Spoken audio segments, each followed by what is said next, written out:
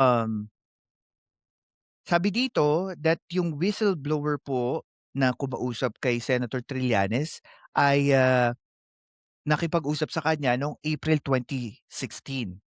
At lumalabas din po dito sa kanyang binasa that there were joint bank accounts di umano ang pamilya Duterte. Nakalaan din po dito kasama ang bank accounts coming from BPI at BDO branch locations. Nakita din po natin dito sa salaysay ni Senator Trillanes that there is a computed amount of money transactions for a total of 2.4 billion plus pesos na paggalaw ng pera from different bank account coming from BPI and BTO.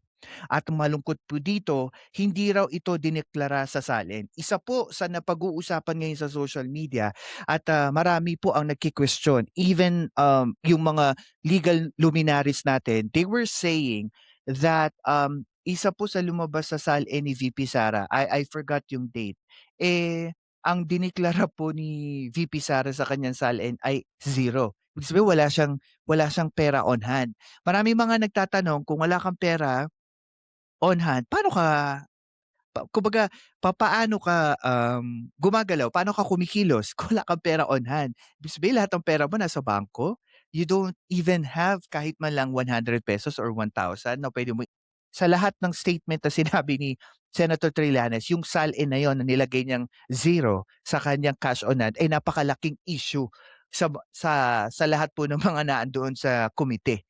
At sabihin na natin sa mga legal luminaries na naka tuon dito sa issue na 'to. Sinasabi din dito na, ah, apparently inamin ni Duterte, ni dating Pangulo, na meron siyang ₱200 million sa isang bank account.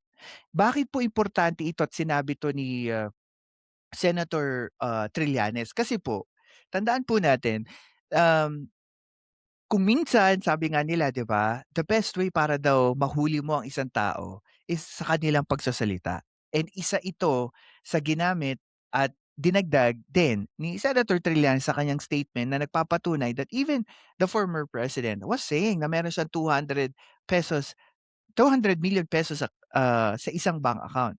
Um, also Ako si Professor Roland Simbulan at ito ang Philcast kung saan ang katotohanan ay walang takot na sinasabi. Like, share, and subscribe na.